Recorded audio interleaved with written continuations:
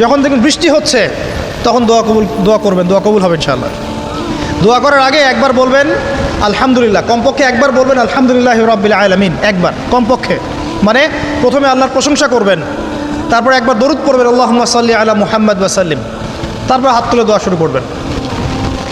বৃষ্টি পড়ছে, দোয়া শুরু করে দেন, দোয়া কবুল হবে ইনশাআল্লাহ। আজান দিয়েছে, আজান এবং একামতের মাঝখানের সময়টা আছে, এই সময়টা কাজে লাগান, দোয়া কবুল হবে ইনশাআল্লাহ। নামাজে দাঁড়িয়েছেন, সেজদায় গিয়েছেন, সেজদায় দোয়া করেন, দোয়া কবুল হবে ইনশাআল্লাহ। প্রশ্ন করে অনেকে যে ভাই সেজদায় কি বাংলায় দোয়া করা যাবে? হ্যাঁ যাবে, যদি আপনার নামাজটা নফল নামাজ হয়। কোন নামাজ হয়? ফরজ নামাজে করবেন না, নফল নামাজে করতে পারেন ইনশাআল্লাহ। সেজদায় বান্দা আল্লাহর সবচেয়ে কাছাকাছি থাকে, এই সময়ে বেশি বেশি দোয়া করতে রাসূল সাল্লাল্লাহু আলাইহি ওয়াসাল্লাম তাগিদ দিয়েছেন। দোয়া করলে ডাইরেক্ট কবুল হবে ইনশাআল্লাহ। পিতা মাতার খেদমত করে দোয়া করেন, দোয়া কবুল হবে ইনশাআল্লাহ। এখন তো পিতা মাতার খেদমত মানুষ করতে চায় না। এটা সেই যুগ যে যুগে পিতা মাতার সাথে দাস দাসীর মতো আচরণ করা হয়।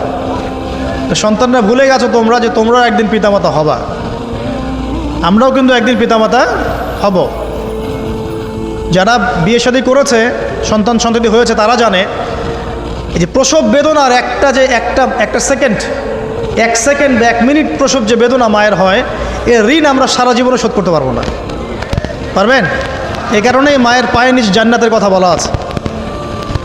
মাদের সম্মান আল্লাহর কাছে অনেক বেশি, মেয়েদের সম্মান অনেক বেশি। এই নারীবাদী ফ্যামিলিস্টরা যা বুঝিয়েছে, ইসলাম এমন নয়। তো ইসলাম এমন নয়, ইসলামে মেয়ের মর্যাদা সবচেয়ে উপরে। সেই মেয়েদেরকে আমরা এখন কি করেছি, কাপড় চোপড় সব কমিয়ে কমিয়ে বেপর্দা করে রাস্তায় নামিয়ে দিয়েছে। যদি একটা মানুষ নিজের সম্মান না বোঝে, তাকে সম্মান কেউ দিতে পারে? নিজেকে চিনতে শিখুন, আমাদের সম্মান আল্লাহর কাছে অনেক বেশি। এটা বলছিলাম প্রিয় ভাইরা, মায়ের পায়ের নিচে আল্লাহ পাক সন্তানের বেহেশতের কথা বলেছে। মা বোনদেরকে 4টা কাজ করতে বলো, অনলি 4টা কাজ। 5 ওয়াক্ত নামাজ যদি ঠিকমতো পড়তে পারে, 1 নাম্বার। 2, রমজান মাসে রোজা রাখে। 3 নাম্বার, পর্দা ঠিকঠাক মতো করে। আর 4 নাম্বার, স্বামীর আনুগত্য করে। ইনশাআল্লাহ জান্নাতের যে কোনো দরজা দিয়ে ইচ্ছা প্রবেশ করতে পারবে ইনশাআল্লাহ। এখানে স্বামীর আনুগত্যের কথা বলেছি, স্বামীর দাসত্বের কথা বলি না। আনুগত্য দাসত্ব এক জিনিস না। আনুগত্য মানে কি? আনুগত্য মানে আপনি স্বামীর যে কোনো ভালো কাজে আপনি তাকে সায় দিবেন, আনুগত্য। নামাজ পড়তে বলেছে, নামাজ পড়তে হবে। পর্দা করতে বলেছে, আপনি পর্দা করবেন। বেপর্দায় যাবেন, আপনি যাবেন না। এটা আনুগত্য। দাসত্ব কি? দাসত্ব হচ্ছে যে সে ভালো মন্দ যাই বলুক আপনি শুনছেন, এটা দাসত্ব। এটা করবেন না। মা বোনরা 4টা কাজ বাসায় গিয়ে আবার শুনিয়ে দিবেন। নবীজি বলেছেন 4টা কাজ কোনো মেয়ে করলে জান্নাতের যে কোনো দরজা দিয়ে ইচ্ছা প্রবেশ করতে পারবে। 1 নাম্বার, 5 ওয়াক্ত সালাত। 2 নাম্বার, রমজান মাসের সওম রোজা। 3 নাম্বার, পর্দা ঠিকঠাক মতো করবে, লজ্জাস্থানের হেফাজত। এবং 4 নাম্বার, স্বামীর আনুগত্য করা।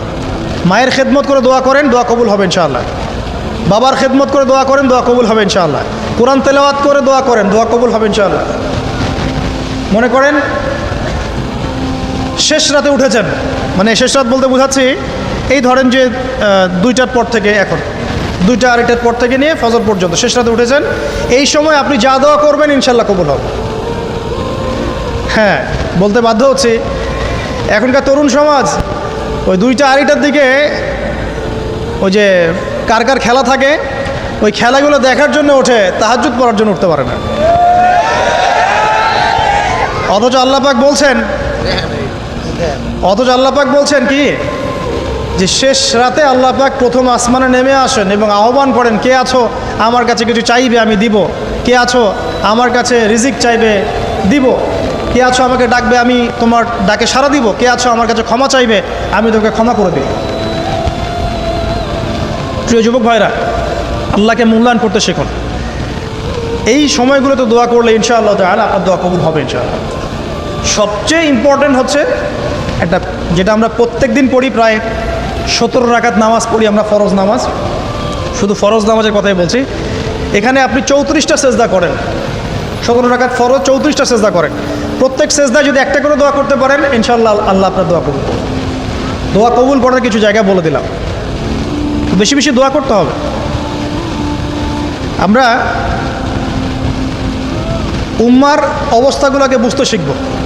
এখানে এই 3 ব্যক্তি, এটা বলে আমি শেষের দিকে যাচ্ছি, একটু ধৈর্য ধরেন। এই 3 ব্যক্তি পড়ে গেছে গুহার মধ্যে। আমি বলছিলাম জেনা ছেড়ে দিলে তোমার দোয়া আল্লাহ পাক ডাইরেক্ট কবুল করবে ইনশাআল্লাহ। কীভাবে? এই দলিল দিচ্ছিলাম যে তারা বলছে আমাদের তো কোনো আমাদের নেক আমল যা আছে এটা দিয়ে দোয়া করতে হবে, কোনো অপশন তো নাই বের হওয়ার। একজন বলছে যে আল্লাহ আমি আমার পিতা মাতার খেদমত করতাম, মাকে দুধ পান না করিয়ে কখনো দুধ পান করি নাই, আল্লাহ এই কাজটা যদি তোমার কাছে ভালো লেগে থাকে আজকে আমাকে এই বিপদ থেকে উদ্ধার করো। এই দোয়া করার সাথে সাথেই এই গুহা থেকে পাথরটা একটু সরে গেল এভাবে। আর জড়বস্তু আল্লাহ পাকের হুকুম মানে, আল্লাহ পাকের হুকুম মানে না খালি দুইটা শ্রেণীর মানুষ, এক হচ্ছে মানুষ আর একটা জিন জাতি। এই পুরো প্রকৃতি আল্লাহ পাকের হুকুম মেনে চলে। আর জড় বলতে আসলে কিছু নাই, যদি আমি বোঝানোর জন্য জড় বলেছি, আল্লাহ পাকের হুকুমে সব কিছু জীবন্ত। এই যে মাটিতে আমরা বসে আছি না এখন, এই মাটি কিয়ামতের মাঠে সাক্ষী দিবে যে এখানে মাহফিল হয়েছিল। হ্যাঁ, ওইখানে বসে তুমি টিকটক করেছ, লেকচার শুনো নাই ভালো করে। একটা মাহফিলে যাচ্ছিলাম, দেখলাম যে এখন স্টেজে উঠি নাই, ওই সুযোগে দেখলাম যুব সমাজ রাস্তার পাশে দাঁড়িয়ে সিগারেট খাচ্ছে, ব্রেক নিচ্ছে আগে, চা সিগারেটের ব্রেক। হুজুর আসলে আলোচনা শুনবো। তো এখানে এসে যদি আমরা মানে কোরআন সুন্নাহর বাইরে কোনো কাজ করি, এই মাটি আবার সাক্ষী দিবে। এটা দলিল কোথায় আছে? সূরা জিলজাল পড়ে দেখবেন। সূরা জিলজালের মধ্যে দলিল আছে যে আল্লাহ পাকের হুকুমে এই জমিন কথা বলবে ইনশাআল্লাহ, আল্লাহ পাক হুকুম করলে। জি, তো একটু সরে গেল ওই পাথর। তারপরের ব্যক্তি দোয়া করছে, আল্লাহ আমার একজন কাজের লোক ছিল, সেই কাজের লোক কিছু টাকা পেত, টাকা না নিয়ে বেচারা চলে গেছে, আমি ওই টাকা দিয়ে কিছু পশু কিনেছি, এই পশুগুলো কিনে আমি পালন করেছি। অনেক দিন পর সেই ব্যক্তি এসেছে, আমার টাকা দাও। তখন আমি বলেছিলাম যে এই যতগুলো পশু দেখছো সব তোমার। সেই লোক বলছে, আমার সাথে কি ঠাট্টা করছো? বলছে না, ঠাট্টা করছি না, তোমার টাকা দিয়ে আমি পশু কিনেছিলাম, এই প্রজনন হতে হতে হতে আজকে এতগুলো হয়েছে, সব তোমার, নিয়ে যাও। আল্লাহ কলিজা দেখেন, আসলে দান করার জন্য কলিজা লাগে, টাকা লাগে না। আল্লাহর পথে দান করার জন্যে কলিজা লাগে, টাকা লাগে না। আর কিছু মনে করবেন না, আমি বিভিন্ন মাহফিলে যাচ্ছি, এই একটা কমন দৃশ্য দেখি এই কালেকশনের। আমার জানা নাই যে এভাবে নাম লিখিয়ে কোনো কালেকশন নবীর যুগ থেকে হয়েছে, আমার জানা নেই। বরং কতটুকু দিয়েছে এটা গোপন রাখলেই ভালো। কে দিয়েছে, কত দিয়েছে জানানোর কোনো দরকার নাই। দিয়েছে, নিয়ে চলে আসবেন, শেষ। আমরা কাকে সন্তুষ্ট করার জন্য দেই? আল্লাহ জানলেই তো যথেষ্ট। কি দরকার জনগণ জানতেই হবে আমি 5,000 টাকা দিয়েছি? এতে আমার লাভটা কি? নেকি উল্টা আরও কমে গেল। উল্টা 7 শ্রেণীর মানুষ, একটা হাদিস আছে, 7 শ্রেণীর মানুষ কিয়ামতের মাঠে আরশের ছায়া পাবে। কিসের ছায়া পাবে? আরশের ছায়া, যে ছায়া ছাড়া কোনো ছায়া থাকবে না। ওর মধ্যে এক শ্রেণী হচ্ছে ওই ব্যক্তি যে এত গোপনে দান করে, তার বাম হাত জানে না ডান হাত কি দান করছে। এই ব্যক্তি আরশের ছায়া পাবে ইনশাআল্লাহ। তো দুনিয়া যদি উদ্দেশ্য থাকে, নাম প্রকাশ করা, জাহির করার উদ্দেশ্য থাকে, বা যদি এমন হয় যে এখানে লৌকিকতা উদ্দেশ্য থাকে, নেকি নষ্ট হয়ে যেতে পারে, সুযোগ আছে, চান্স আছে। তো এই ট্র্যাডিশনগুলো বন্ধ করলে মনে হয় ভালো হয়। এটা আমার পরামর্শ, বাকি এটা বিবেচনা আপনাদের। আর এই ব্যক্তি বলছে আমি এই সব কিছু দান করে দিয়েছি। দেখেন, দান করতে কি লাগে? কলিজা লাগে, টাকা লাগে না কিন্তু। আসলে দান করতে কলিজা লাগে। অনেক রিক্সাওয়ালাকে দেখেছে আমরা, 100 টাকা দান করে দিল, মসজিদের জন্য দান চাচ্ছে, 100 টাকা দান করে দিল। আর অনেক দেখবেন বিত্তশালী, ঢাকা শহরে যাচ্ছি বনানী গুলশান দিয়ে, দান করতে চাইলে 2 টাকা দিচ্ছে, 5 টাকা দিচ্ছে। এমন হয় না? দান করতে কলিজা লাগে। আর একটা কথা মনে রাখবেন, আপনি যত দান করবেন আল্লাহ আপনাকে তত বেশি দিবেন ইনশাআল্লাহ। ইনশাআল্লাহ আল্লাহ পাকের খাজানা যে এত প্রচুর, আপনি দান করলে কমে যাবে এই চিন্তাই করবেন না কখন। তবে সবচেয়ে সেরা দান কোনটা জানেন? আপনার প্রয়োজন আছে এখন, এই প্রয়োজনের সময় দানটা হচ্ছে সেরা দান। এবং সবচেয়ে উত্তম খরচ কোনটা? সবচেয়ে উত্তম খরচ হচ্ছে আপনার পরিবারের পিছনে খরচ। আপনার পরিবারের পিছনে খরচটা আপনার সবচেয়ে শ্রেষ্ঠ খরচ। আর দান করে মধ্যম পন্থায়, এমন হবে না যে নিঃস্ব হয়ে গেলেন দান করে একদম, আবার এমন না যে কৃপণতা প্রদর্শন হচ্ছে, এমনও না। মধ্যম পন্থায় দান খয়রাত করবে ইনশাআল্লাহ। আর কিয়ামতের মাঠে মানুষ তার দানের ছায়ায় থাকবে ইনশাআল্লাহ। যে যত দান করবে ওই ছায়ার নিচে সে থাকবে। এই ব্যক্তি সব দান করে দিয়েছিল, যাও সব গরু ছাগল তোমার। তৃতীয় ব্যক্তি, পাথর সরে গেল একটু, তৃতীয় ব্যক্তি, যুবক তোমাকে বলছি ভাই, তৃতীয় ব্যক্তি আল্লাহর কাছে বলছে, আল্লাহ আমার একজন সুন্দরী চাচাতো বোন ছিল, আছে না তোমাদের কাজিন, এবং তাকে আমি খুব ভালোবাসতাম। ওই যে এখন বয়ফ্রেন্ড গার্লফ্রেন্ড ফ্রি মিক্সিং, যেটা খুব ভালোবাসতাম। তো তাকে আমি পেতে চাইতাম, তাই আমি তাকে অফার করি সে বলে যে না, আমাকে 100 স্বর্ণমুদ্রা না দিলে আমি রাজি না। 100 স্বর্ণমুদ্রা।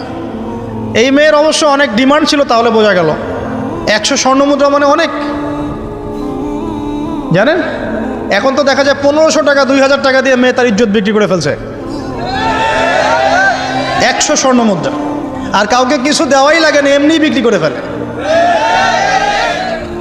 কত প্রশ্ন, কত যে প্রশ্ন আসে আমাদের কাছে যে ভাই বা হুজুর বা ভাইয়া ওস্তাদ, কত জীবনে এক পর্যায়ে ভুল করেছি, এরকম জেনায় লিপ্ত হয়ে গিয়েছিলাম, প্রেম করেছি ইত্যাদি, আমি কী করবো, আমার কি ভালো হওয়ার রাস্তা আছে কি না, বা আমি তওবা করে ফিরে আসছি, আমি কি এখন বিয়ে করতে পারবো কি না। প্রশ্নের শেষ নাই। বেশিরভাগ প্রশ্ন এরকমই আসে এখন। আরেকটা বেশি বেশি প্রশ্ন আসে, ভাই ওস্তাদ হুজুর, আমার স্বামী পরকীয়া আসক্ত, আমার স্বামী পরকীয়া আসক্ত, আমাকে দেখে না, এই হয় সেই, এইগুলো প্রশ্ন বেশি। পারিবারিক জেনা কেন্দ্রিক যত প্রশ্ন আসে, অন্য কোনো কেন্দ্রিক প্রশ্ন এত আসা, মানে এই যুগটা কি হয়েছে, মানে মানুষকে জেনা উন্মুক্ত করে দিয়েছে একেবারে। একদম স্কুল লাইফ থেকে শুরু হবে বয়ফ্রেন্ড গার্লফ্রেন্ড ফ্রি মিক্সিং, এই বন্ধু বন্ধু পড়তে পড়তেই জেনা হয়ে যায়। কলেজ লাইফে গিয়ে আরও বড় জেনা। ইউনিভার্সিটিতে গেলে তো আর কোনো পাত্তাই নাই।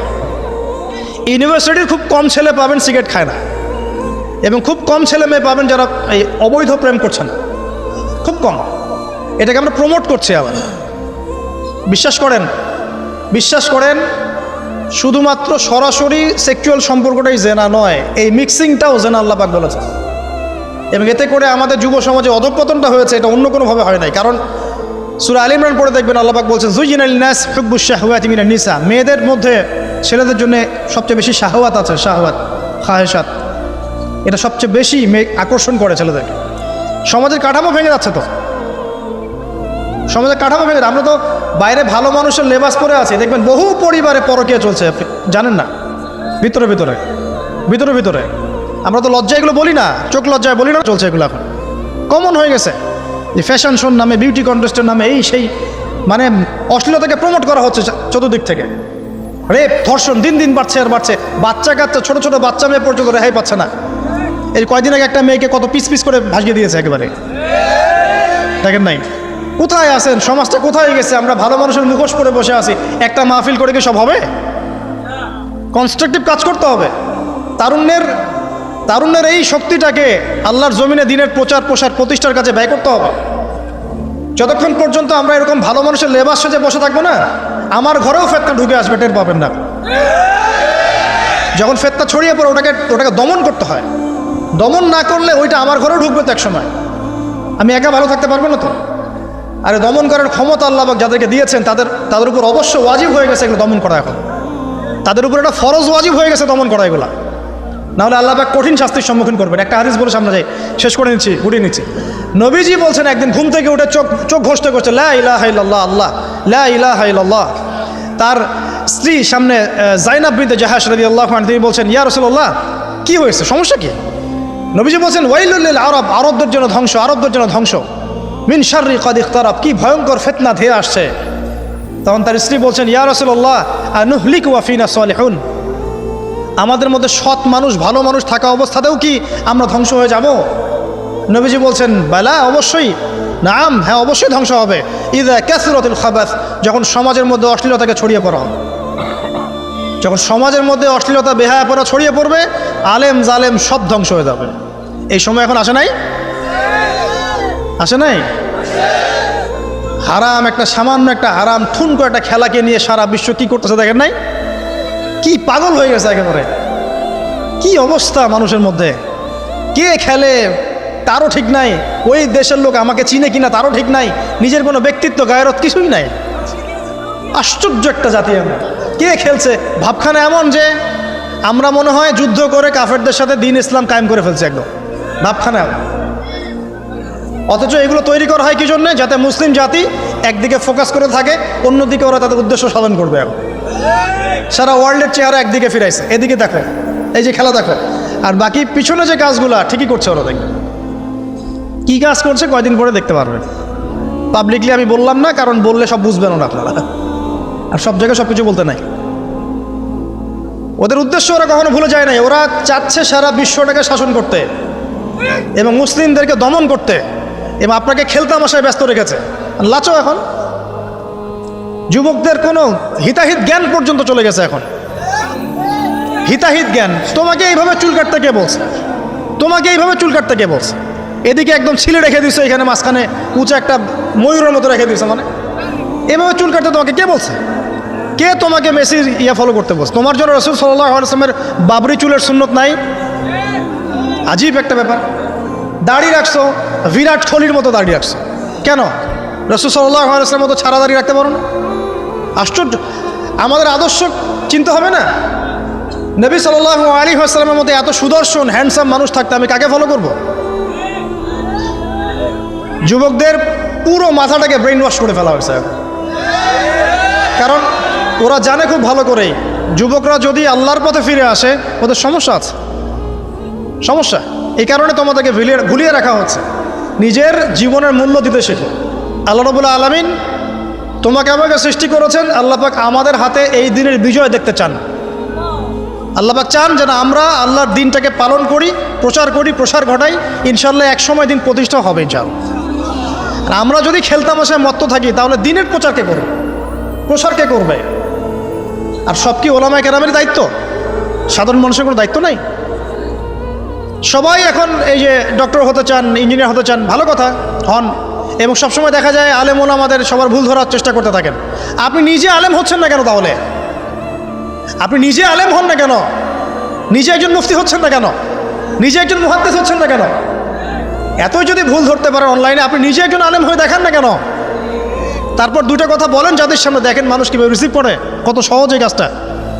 নিজে কিছু করছেন না, সারাদিন মানুষের পিছনে লেগে আছে। দেখবেন কিছু মানুষ আছে এই মুসলিম সমাজের মধ্যেই, আমি তো লম্বা করে ফেলছি হয়তো বা, মুসলিম সমাজের মধ্যেই কিছু মানুষ ইসলামের লেবাস পোশাক পরেই আছে, কিন্তু এরা মুসলিমদেরকে ছোটোখাটো বিষয়ে ব্যস্ত রেখেছে।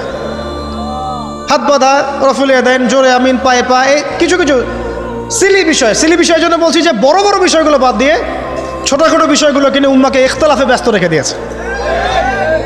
ভাবখানে এমন যেন ইসলামের সব বিষয় প্রতিষ্ঠা হয়ে গেছে, এখন এই 4টা বিষয় বাকি আছে। ভাবখানে এমন, অথচ সারা ওয়ার্ল্ডের মধ্যে ইসলাম আস্তে আস্তে সংকুচিত হয়ে গেছে। আমরা কবে স্মার্ট হব?